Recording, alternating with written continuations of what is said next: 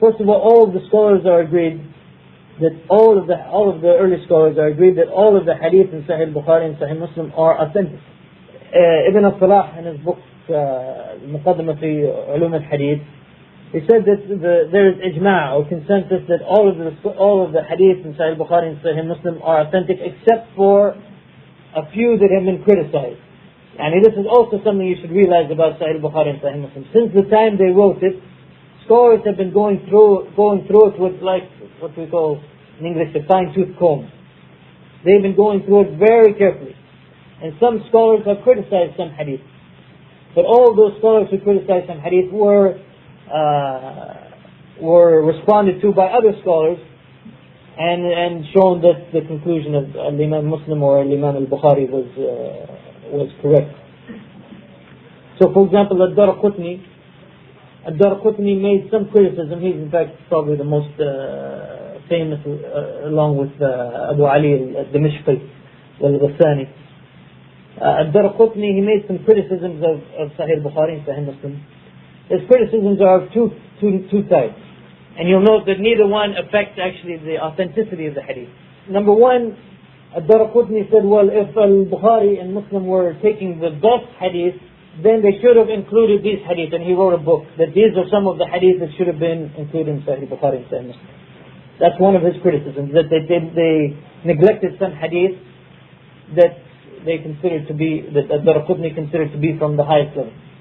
But that's not a criticism actually, because as I said, neither al-Bukhari or Muslim had the intention to include all authentic hadith in their collection. The second criticism Ad-Daraqutni had, and his second book that he wrote on Sahih Bukhari and Sahih Muslim, is that sometimes they would record a specific hadith with a certain chain, and Ad-Daraqutni found the same hadith with a better chain. So he's saying that they should have narrated with this chain instead of that chain. So notice that Ad-Daraqutni is not saying that those hadith are weak. And the hadith that he criticized, he's not saying that they are weak. But he's basically talking about the isnad, except for, he criticized about 210 hadith, and except for one of them, all of the discussion is about the isnad and the quality of the isnad, and that there's a better isnad that the Bukhari or Muslim should have used. So therefore, the scholars of the hadith, to be very careful, they say that all of the hadith in Sahih Bukhari and Sahih Muslim are authentic without any doubt, and they leave some possibility for those hadith which have been criticized. Now, as I started to talk about, this brings us to the point that what should be our view towards Sahih Bukhari and Sahih Muslim, towards the two Sahihain. In other words, what is the level of knowledge that it is considered in Islamic law? Is it considered something confirmed like the Quran, or is it something less than that? If someone says he doesn't believe a hadith in Sahih Bukhari, does this mean that we accept his ijtihad, or does this actually make him to be from amongst Ahl al-Bid'ah? So if we study what the ulama said about Sahih Bukhari and Sahih Muslim, what they concluded is that Sahih Bukhari and Sahih Muslim are two collections of hadith. The ones who collected then claim that all the hadith in this collection are authentic, and the Ummah has accepted their decision. In other words, all the scholars of hadith during their time agreed with them, so therefore there's a ijma' or a consensus by the scholars of the hadith, and therefore the Ummah has to follow their ijma'. What that means is that there is ijma' of the Muslim Ummah that all of the hadith in Sahih Bukhari and Sahih Muslim are authentic. So that means that again still brings us, what does that mean with respect to the level of ilm, the level of knowledge we have to accord these two books. There's two types of ilm, or two levels of ilm al-yaqini. One is ilm al-yaqini al-dururi. If we say that something is ilm al-yaqini al-dururi, for example the Quran, that means that every Muslim has to believe in it without any doubt.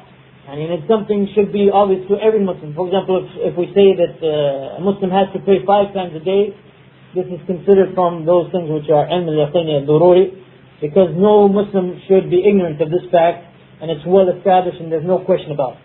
Mutawatir hadith which have been narrated by so many people in each chain, are of that type. And most of Sahih Bukhari and Sahih Muslim is actually mutawatir in its meaning. Okay, mutawatir in their meaning. Not necessarily mutawatir in their wording, but mutawatir in their meaning. But there are still some which are not mutawatir. What about these? Well, the next category after that is what they call ilm al-yaqini al-nadari. Well, al-nadari, what this means is that it's not obvious to every Muslim that this is definitive. It needs some evidence, istidlal. It needs some investigation. And after that investigation is done, then it is concluded that this is ilm al-yaqin. And that investigation, for example, if there's ijma' of the ummah on something, and it's known that there's ijma' on something, then that thing becomes ilm al-yaqini al-nadari. So what this means is that we can drop the last two words, daruri and nadari. They are not important for us. It means that all of the hadith of Sahih Bukhari and Sahih Muslim are considered by the ulama of hadith and the ulama of usul al-fiqh to be ilm al-yaqini. In other words, every Muslim has to believe in them. Every Muslim has to believe in them and cannot doubt them. As Imam Ibn Taymiyyah said, he quoted the hadith of the Prophet ﷺ, that my ummah la tajtama ala dalala, that my ummah will not agree on something which is dalala or something misguided. So he says that since the ummah agrees upon Sahih Bukhari and Sahih Muslim, if anyone doubts these two books, then they are claiming that the ummah is following something which is dalala, and this is unacceptable. And so every Muslim has to believe in the hadith of Sahih Bukhari and Sahih Muslim. Now there's some exceptions to that, and those are those few hadiths that are criticized by Darqutni and others. They are well known amongst the scholars of hadith. And also there's the other exception are what are known in Sahih Bukhari as the mu'alaqat. Mu'alaqat are hadith that do not have the complete isnad. Yani either one half, the first half, or the second half, or the first third, or the last third are missing from the isnad. Well, it's very rare to find this in Sahih Muslim. There's maybe 4 hadith which are mu'allaq in Sahih Muslim. Now, if we go back to the title of Sahih Bukhari's work, it says al-Jama' al-Sahih al-Musnad, meaning that every hadith in Sahih Bukhari that has the complete chain. Al-Musnad means is muttasil and marfu'. The chain is unbroken and it goes all the way back to the Prophet ﷺ.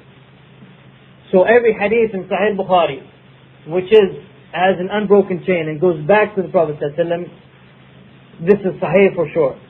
This is from those which I said are ilm al-yaqini al-nadari. Okay. But unfortunately in Sahih Bukhari, al-Bukhari used a method, or he used al-mu'alaqat a lot. Well, the reason he used al-mu'alaqat is that, well, there's many reasons why he used it. One reason is that sometimes he did not give the whole chain because it was al-Bukhari's style that he just takes part of the hadith sometimes and put it under a certain chapter. So if there's a long hadith and only part of it is relevant to a certain chapter, he will just record that part. And he'll record the rest of the hadith some other place. So instead of always putting the complete isnad, he would just put it once, and the rest of the time he would put it in mu'alaq form. Okay, that's one reason he did it. Another reason he did it is because sometimes the hadith does not meet his standards for Sahih al-Bukhari. Okay. The hadith might still be authentic. The hadith might still be Sahih, but it doesn't meet the high standards of Sahih al-Bukhari. So therefore al-Bukhari records the hadith in mu'alaq form. Well, concerning these hadiths, we also have to divide these hadiths into 2 types. One is the type in which al-Bukhari uses what is known as sighat al-jizm.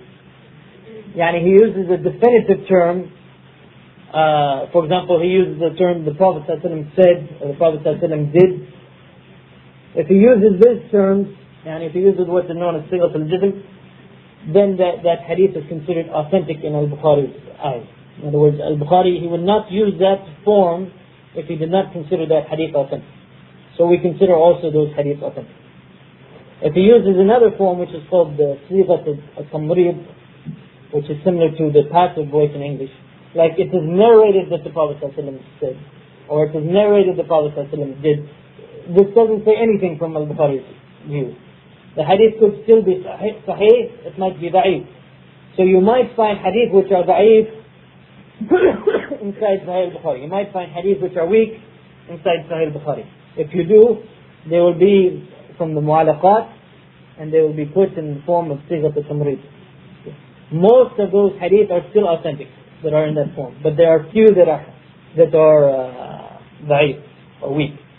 And usually he puts it in the chapter heading, not actually in the text of the hadith, but he puts the mu'alaqat in the chapter heading. For example, he has a chapter, and this is all there is to the chapter, the heading. It says al-bab, yani chapter, whoever breaks his fast during the day of Ramadan without a valid reason, then he will never be able to make up for it, even if he fasts forever, or for a year, as some ulama explain it. This is narrated by other people as a hadith. Al-Bukhari just puts it as a chapter heading and doesn't say it's a hadith or not. Okay. This particular hadith is da'if. So Al-Bukhari did not mention it and did not give it to isnad because it is not meeting his standards. So when we say that a Muslim has to believe in all the hadith of Sahih Bukhari, we are taking out those mu'alaqat. So if you do not know which are the mu'alaqat or not, this means you don't have the right to judge Sahih Bukhari.